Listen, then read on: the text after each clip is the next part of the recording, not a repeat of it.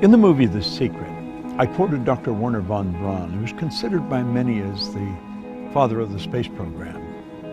He said, the natural laws of this universe are so precise that we don't have any difficulty building a spaceship, sending people to the moon, and we can time the landing with the precision of a fraction of a second. He also said these laws must have been set by someone. And you know, it's strange. It's not that long ago when science and religion were really considered antagonistic. That's not so today. It's looked at it now, one studying the cause and the other studying the effect. And von Braun said, after studying the spectacular mysteries of the cosmos for many years, he had arrived at the firm conviction that there is a God. I see the laws as God's modus operandi. It's how everything happens.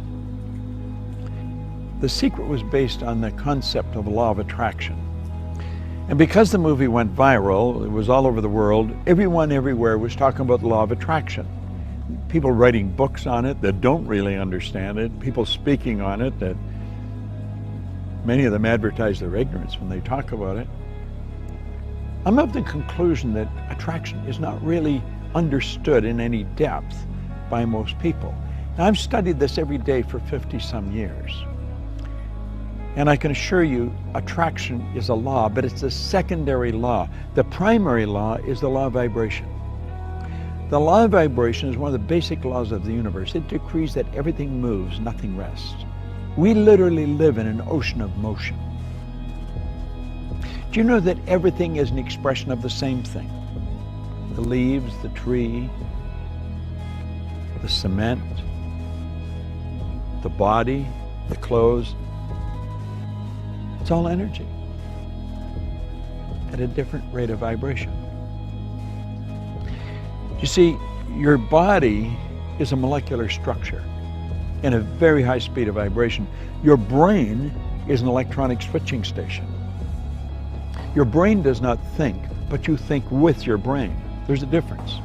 As you activate brain cells, you set up a vibration in your body. For me to just move my hand like that, I had to activate brain cells or my hand wouldn't have done it. If a person's had a stroke, where the blood just stops going to a section of the brain, those brain cells become dead. The movement in the body, in that part of the body that is controlled by those cells, stops. Vibration is something that must be understood if you're going to take control of your health. It must be understood if you're going to take control of your relationships. It must be understood if you want to become wealthy. And if you want to really master the art of selling, vibration is an essential. You've got to understand it. And yet almost all the sales training programs that are done worldwide have nothing about the law of vibration in them. As Robert Louis Stevenson said, everybody's selling. You're selling an idea, a product, or a service. And it's true. The teacher's selling the student. The parent's selling the child selling the parent. Well, what do we mean selling? Well, the professional salesperson understands that selling is doing something for someone, not to someone. And the professional will sit down and they will get to know the prospect. They will find as much about the prospect as they can. They'll have permission to ask the prospect questions. They'll gather a lot of information and they find out where the prospect wants to go, what they want to accomplish. They mentally get on the prospect's frequency and help the prospect go to where they want to go. My old mentor called that empathy-ego balance, where you're able to get into the other person's mind and see the world from where they see it. Get on their frequency, get in their vibration. The vibration you're in is going to dictate what you attract into your life. And if you're troubled, you're worried, you're going to attract a lot of bad energy. That's why the great sufferer in the Bible said, "Lo, the thing I fear has come to visit upon me." Well, fear is a very negative vibration. It's a very negative emotion. It's caused by doubt and worry, and doubt and worry is really caused by ignorance.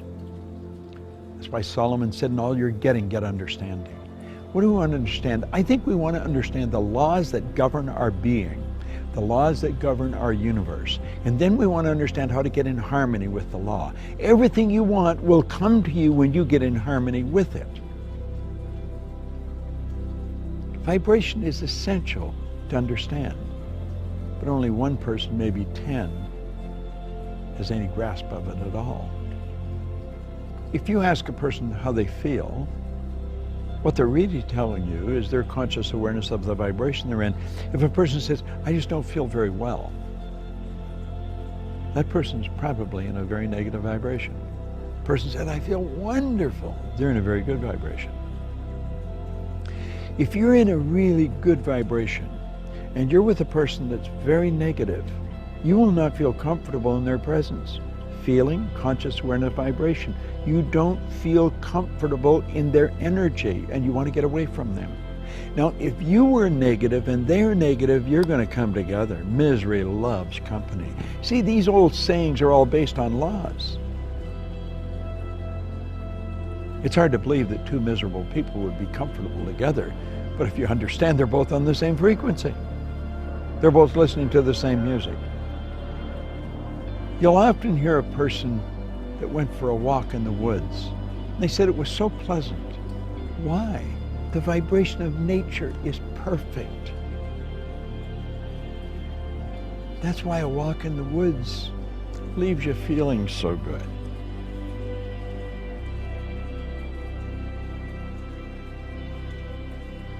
What do you understand about the law of vibration? That's a good question to ask yourself. I'm going to give you a small exercise. The next time you're around a person that's complaining about anything, or that obviously it doesn't feel very well, start changing the subject. Start talking to them, about something good about them. Compliment them, but make it a sincere, merited compliment, not false praise. No flattery. Pick out something good that they do and slowly turn the subject around to that. Let them know how much you admire how well they do it. And you know something? Like that, their energy will change. You have caused them to change their vibration. Now, the beautiful truth about this, when you do it, you'll learn how to do it to yourself when you're not feeling very good. That's the beautiful truth. We are in control of how we feel. I was reading something by Viktor Frankl, the author of Man's Search for Meaning, a Viennese psychiatrist, spent the war years in a concentration camp. He said, in every situation, there is a space between the situation and how you respond to it. And in that space, you can decide how you're going to respond. Now, that space may only be a millisecond, but in that space, you can decide, are you going to react or are you going to respond? Think of it. In every situation, between the situation and your response, there is a space. And in that space, you can decide how you're going to respond. Vibration is something that I love studying. When you're in a restaurant or in a store or any place where the energy is really good, you feel very comfortable. It's the vibration in the place. You've gone into a restaurant and sat down, and before you ordered anything, all of a sudden you don't want to eat there. Why? It's the energy, it's the vibration of that place. You should get up and leave. Go where you feel comfortable. Do what makes you feel good.